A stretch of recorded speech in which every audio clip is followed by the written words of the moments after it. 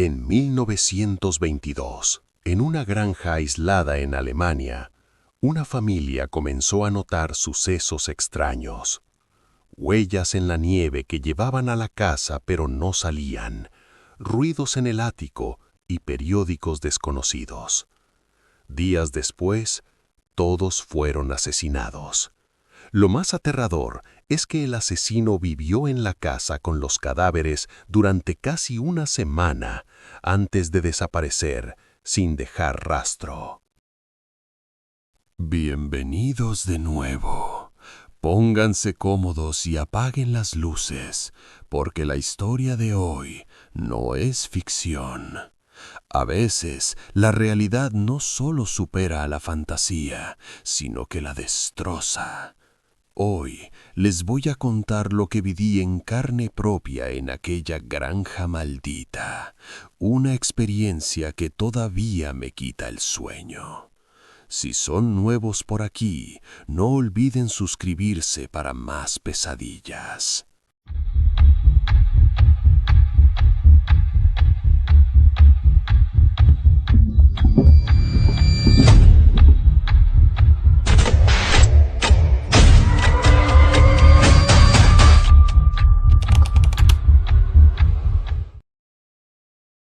Aún puedo sentir el frío cortante de la Baviera de 1922 calándome los huesos. Mi nombre es Andreas Gruber, y si estás escuchando esto, es porque mi voz proviene del otro lado del velo. Todo comenzó con las huellas. Una mañana de marzo, tras una fuerte nevada, salí a revisar el perímetro de nuestra granja, Hinterkaifeck. Allí estaban, unas huellas de botas perfectamente marcadas que venían desde el bosque hacia nuestra casa. Lo que me heló la sangre no fue verlas, sino notar que no había huellas de regreso. Quienquiera que fuera, había entrado en mi hogar, pero jamás había salido. Revisé el granero, el establo y cada rincón de la casa con mi escopeta en mano. Nada. Mi esposa, Cecilia, y mi hija Victoria intentaron convencerme de que era mi imaginación, pero el ambiente ya se había vuelto pesado. Pocos días después, las cosas empeoraron. Escuchábamos pisadas pesadas sobre nuestras cabezas, justo en el ático, pero al subir solo encontrábamos polvo y silencio. Encontramos un periódico que nadie en la familia había comprado, y las llaves de la casa desaparecieron de su gancho habitual. Sentíamos que nos observaban desde las sombras de los rincones. Una noche, el olor a tabaco inundó el pasillo, a pesar de que yo no había fumado en horas. El miedo nos paralizó. Estábamos atrapados en nuestra propia tierra por un fantasma de carne y hueso. El 31 de marzo, el horror finalmente nos alcanzó. Uno a uno, fuimos atraídos al establo. No sé cómo lo hizo, pero nos llamó con la precisión de un cazador. Mi esposa, mi hija y mi pequeña nieta fueron las primeras. Yo fui el último. Recuerdo el brillo del acero de una pica de granja descendiendo sobre mí en la oscuridad. El golpe fue seco, certero. Mientras mi vida se escapaba por la herida de mi cráneo, vi a mis seres queridos amontonados como ganado sacrificado, cubiertos de paja. Pero la parte más aterradora no fue nuestra muerte, fue lo que sucedió después. Durante los siguientes 4 días, los vecinos vieron humo saliendo de nuestra chimenea, vieron las luces de las velas moverse de una habitación a otra. Alguien alimentó al ganado, alguien cocinó en nuestra estufa y comió nuestro pan, mientras nuestros cuerpos se enfriaban en el establo. Aquel hombre, aquel monstruo, vivió con nosotros después de matarnos. Cuando los vecinos finalmente entraron, el asesino ya se había ido. Nunca fue capturado, nunca se supo quién fue. A veces, en las noches más frías, me pregunto si todavía sigue ahí fuera, caminando hacia la casa de alguien más, dejando huellas en la nieve que nunca regresan al bosque. El golpe no me mató de inmediato. Me dejó en un estado de limbo, un trance donde el dolor era un ruido sordo y la vista se me nublaba con un velo carmesí. Desde el suelo del establo, entre los estertores de mi familia, podía escuchar el sonido de la lluvia golpeando el techo de zinc y por encima de eso, el sonido de sus pasos. Eran pasos tranquilos, sin prisa. El hombre que nos había destrozado el cráneo con la pica no salió huyendo.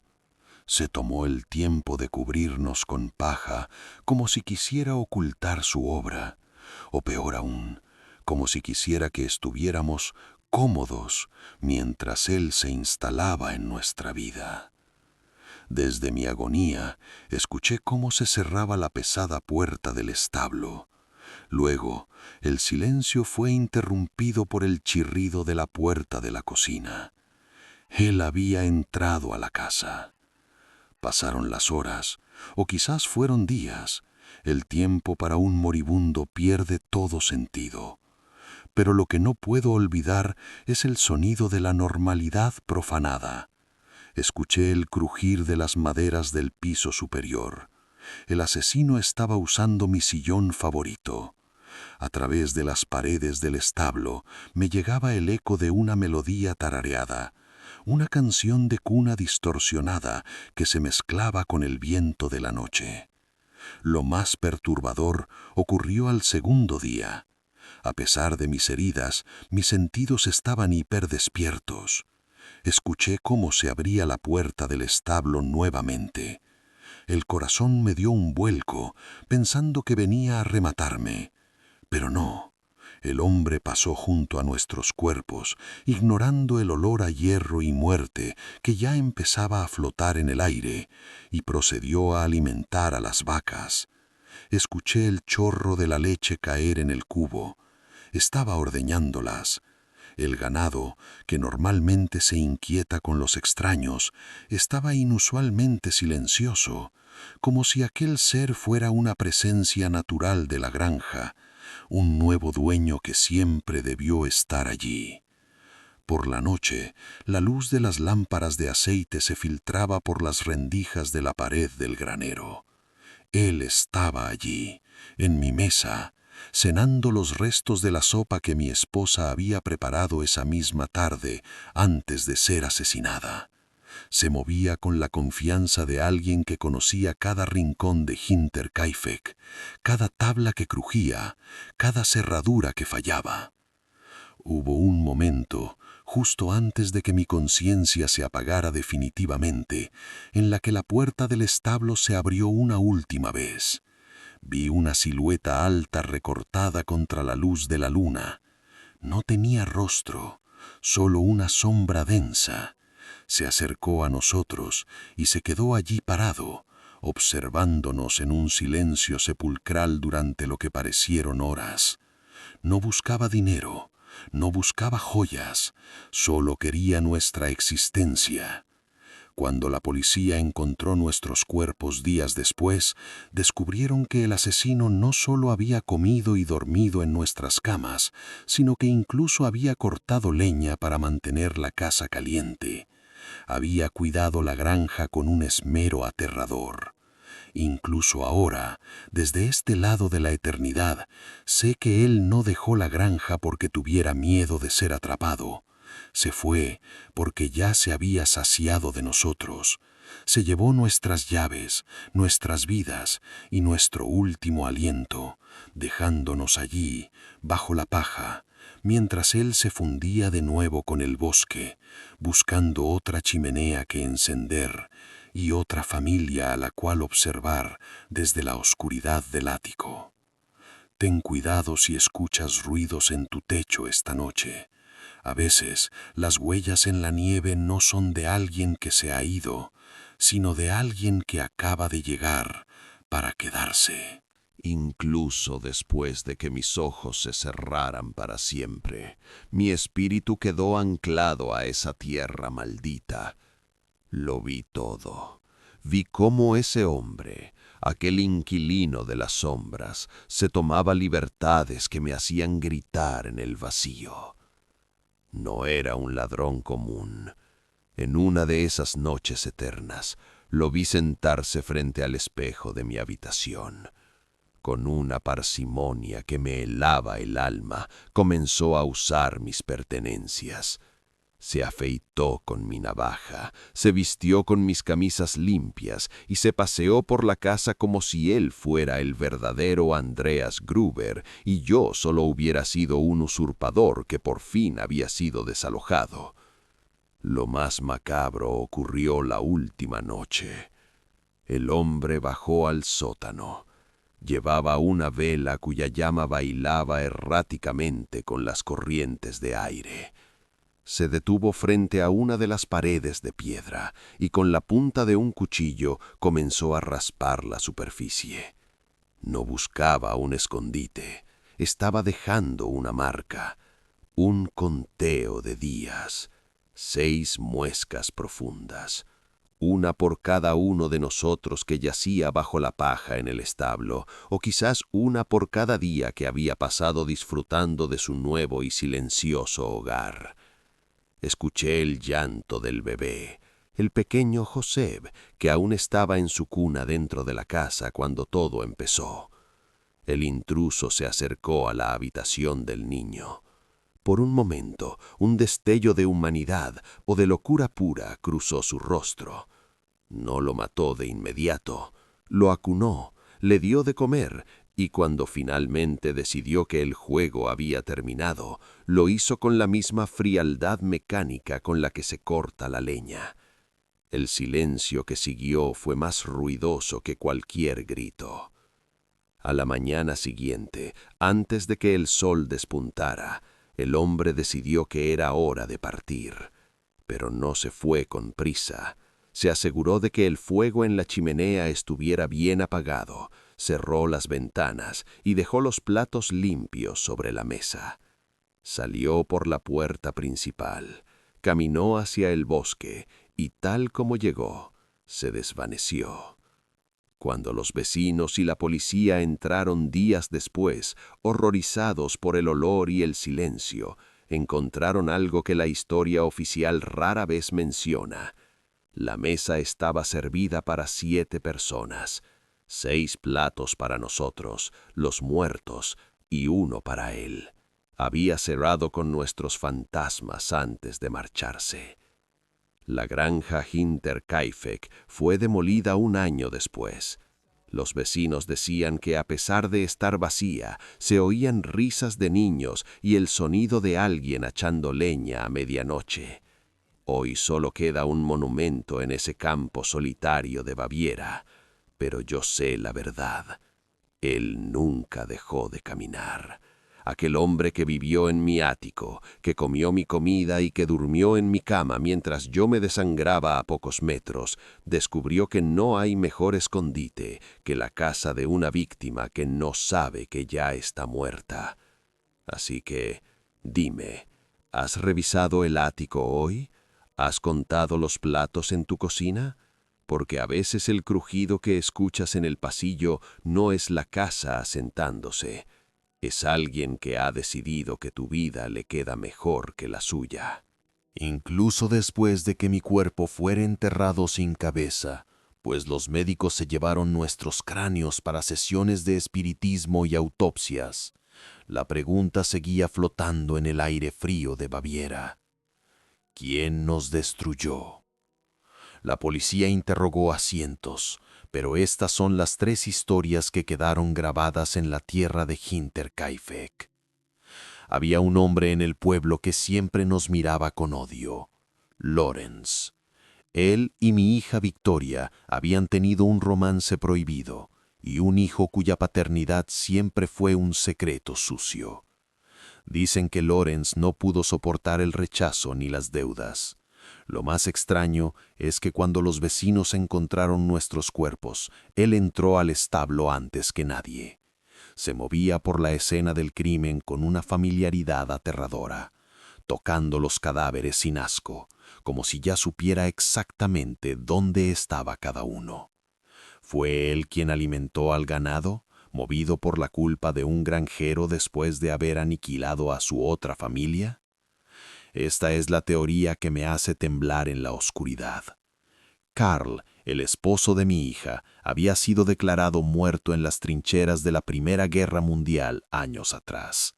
Pero en la guerra los cuerpos se pierden y las identidades se borran. Algunos dicen que Karl nunca murió. Dicen que regresó de Francia con el alma rota y la mente perdida.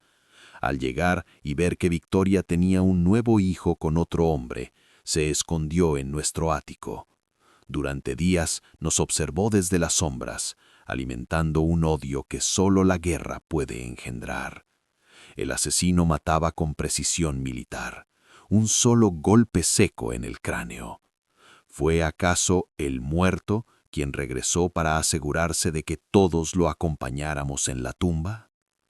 Hay una última posibilidad, quizá la más aterradora, porque es la más aleatoria. En aquellos años, Alemania estaba llena de hombres sin hogar, exsoldados y criminales que vagaban por los campos. Se dice que un extraño fue visto en los alrededores días antes. Un hombre que no buscaba dinero, pues dejamos monedas de oro a la vista que nunca tocó, sino que buscaba refugio. Alguien que simplemente quería ser dueño de algo, aunque fuera por una semana. Un monstruo que encontró una granja aislada y decidió que para ser el dueño, los anteriores tenían que convertirse en parte del suelo. Al final, la granja fue demolida, pero la tierra se niega a olvidar. Nadie fue colgado por nuestros asesinatos. El expediente sigue abierto en algún archivo empolvado de Múnich, pero el asesino se llevó el secreto a su propia tumba. Dime en los comentarios, ¿quién crees que pasó esos 6 días viviendo con nuestros cadáveres? ¿Fue el esposo que regresó de la guerra, el amante despechado o un completo desconocido que hoy mismo podría estar bajo tu techo? Ten cuidado con lo que escuchas esta noche. Gracias por acompañarme en este relato, si es que logras dormir. El silencio en Hinterkaifeck no era un silencio normal. Era una presencia física que se te pegaba a la piel. Semanas antes del final, mi familia y yo dejamos de hablar en las cenas. Todos sentíamos lo mismo, pero admitirlo era darle realidad al horror. Mi esposa Casilia pasaba horas mirando hacia las vigas del techo, convencida de que los crujidos que escuchábamos no eran por el asentamiento de la madera, sino por alguien que ajustaba su peso sobre nosotros. Yo mismo llegué a encontrar huellas de barro en el pasillo que no correspondían a mis botas ni a las de nadie en la casa. Intenté convencerme de que el cansancio me hacía olvidar mis propios pasos, pero en el fondo de mi alma sabía que había un invitado no deseado compartiendo nuestro pan y nuestro oxígeno. La paranoia se volvió insoportable cuando descubrí que la cerradura del cuarto de herramientas había sido forzada desde adentro. Alguien había estado allí, seleccionando su arma, probando el peso de la pica de granja, practicando el movimiento que terminaría con mis días. Por las noches, desde mi cama, escuchaba una respiración agitada que no provenía de mi esposa. Era una respiración rítmica, pesada, que emanaba de las sombras del rincón más oscuro de la habitación. Me quedaba inmóvil, con el sudor frío empapando las sábanas, temiendo que si encendía la vela, vería 2 ojos devolviéndome la mirada desde la oscuridad. Esa fue nuestra vida durante los últimos días, un asedio invisible donde el enemigo ya había cruzado la muralla y estaba simplemente esperando el momento más oportuno para atacar. Cuando finalmente ocurrió, el ataque fue de una eficiencia quirúrgica que me hace pensar en un cazador de hombres. Imaginen por un segundo la escena en ese establo oscuro. Mi hija Victoria fue la primera en caer. La atrajo con un susurro, o quizás con un simple movimiento entre las sombras. cuando los demás fuimos acudiendo, uno tras otro, llamados por la preocupación o el silencio repentino, nos encontramos con un verdugo que no dudó ni un segundo. Lo último que vi, antes de que el mundo se apagara, fue el rostro de mi nieta pequeña, cuyos ojos reflejaban no solo el miedo a la muerte, sino la confusión absoluta de ver a un extraño parado sobre nosotros con la calma de un carnicero en su jornada laboral. Pero lo que realmente debería helarte la sangre no es cómo morimos, sino cómo ese hombre se adueñó de nuestra existencia después.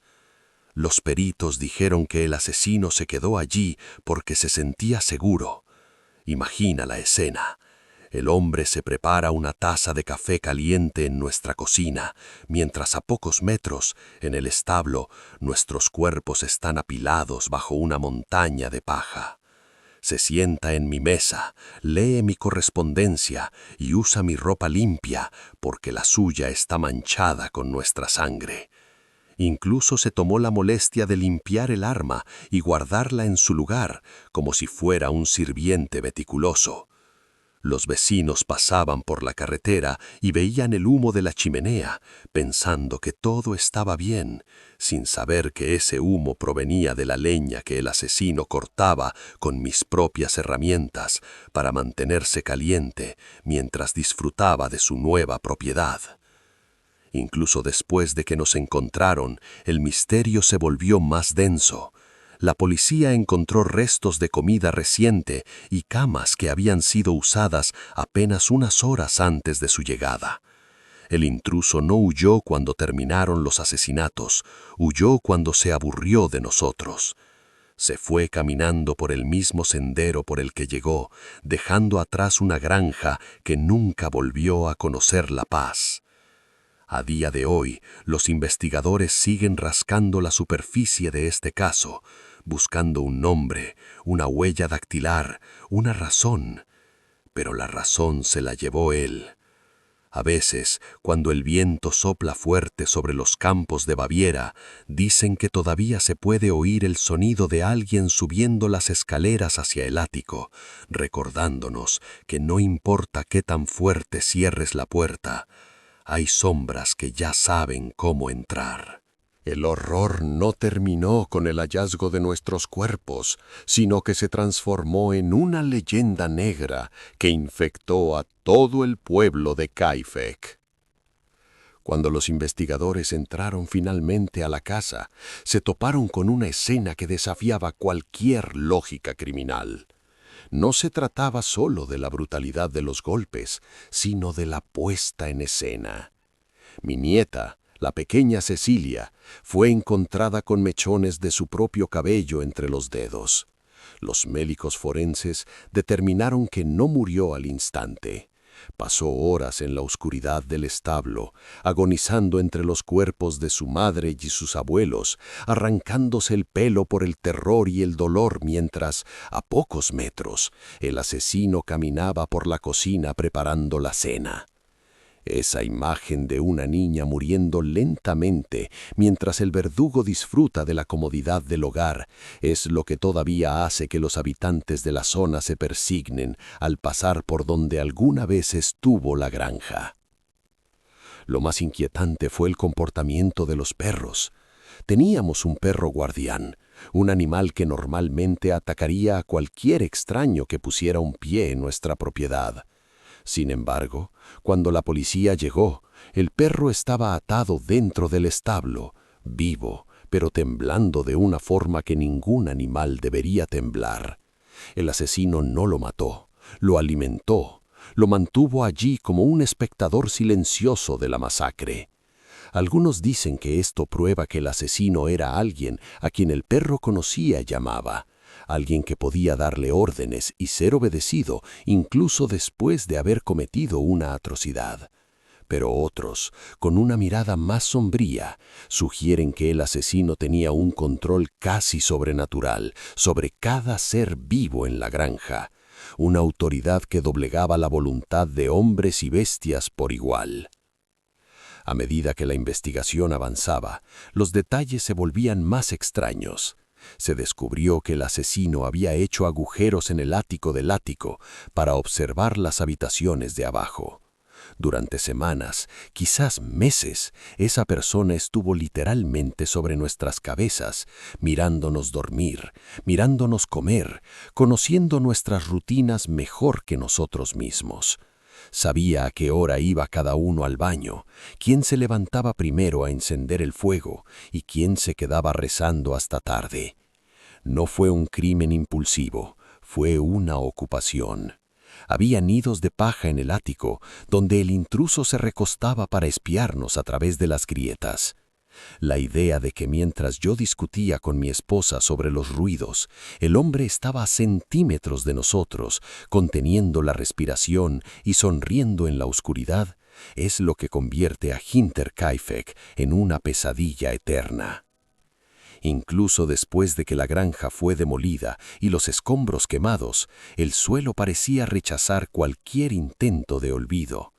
Los nuevos dueños de las tierras circundantes hablaban de una neblina espesa que siempre se posaba sobre el lugar exacto donde estaba el establo, una neblina que olía a hierro y a paja húmeda. Los cráneos de mi familia que fueron enviados a Múnich para ser estudiados por clarividentes en un intento desesperado por resolver el caso, se perdieron durante los bombardeos de la Segunda Guerra Mundial. Nunca regresaron a sus cuerpos. Estamos enterrados en una tumba sin nombre, decapitados, esperando una justicia que nunca llegó en el mundo de los vivos. El misterio de Hinterkaifeck permanece como una herida abierta en la historia criminal. No hubo testigos, no hubo confesiones y el arma del crimen, una pica de granja que yo mismo había afilado semanas antes, fue encontrada oculta bajo las tablas del suelo meses después de que la policía revisara la casa por primera vez. Esto significa que alguien regresó a la granja después de que la policía se fuera. Alguien que se arriesgó a ser capturado solo para esconder el arma más profundamente. El huésped invisible nunca se fue del todo.